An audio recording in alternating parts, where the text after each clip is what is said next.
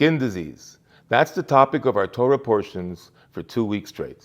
First in Tazria, then in Mitzorah, we explore the intricate details of tzaras, the spiritual malady that can affect the Jew in a variety of ways. But just before we dive into it, we get 8 verses making up the shortest chapter in the Torah about childbirth and bris milah, circumcision. Why? What's the connection between these two things? I think it's Hashem's way of being magdim refuah lemaka, putting the cure well before the illness. You see, as part of the leper's purification process, he or she needed to leave the Jewish camp and be secluded from everyone else. This would be tough for anyone, but especially for a Jew, where so much of our lives centers and revolves around community. As our sages tell us, this would give the Mitzorah time to consider the fact that with his evil words, he had caused division and strife between people, and so his isolation mirrored his own deeds. On the other hand, a new baby, and certainly a bris, is a milestone, a joyous occasion that has a unique way of bringing people together. And so, in his holy Torah, Hashem gives us this deep message.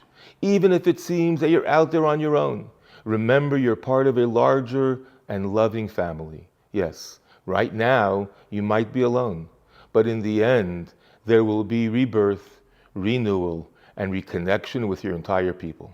Just a few short years ago, COVID subjected us all to a mini Mitzorah experience. Shuls and schools throughout the world closed, and our bustling lives turned quiet and lonely. Ari and Sarah Stern lived in Baltimore, Maryland, and they were blessed with a new baby girl.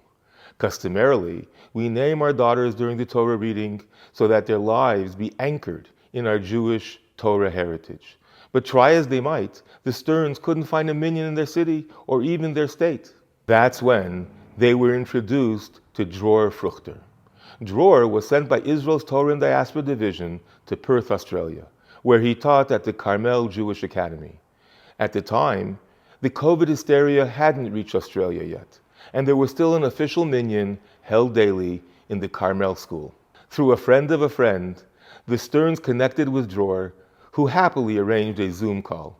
With 10,000 miles of physical distance between them and the entire student body at Carmel singing and dancing, Ari and Sarah named their beautiful daughter Liba, love. This, my friends, is the power of the Jewish people. A family seems to stand alone, but in reality, it's a big family standing all one. Wishing you and yours a Shabbat Shalom u'Mevorach.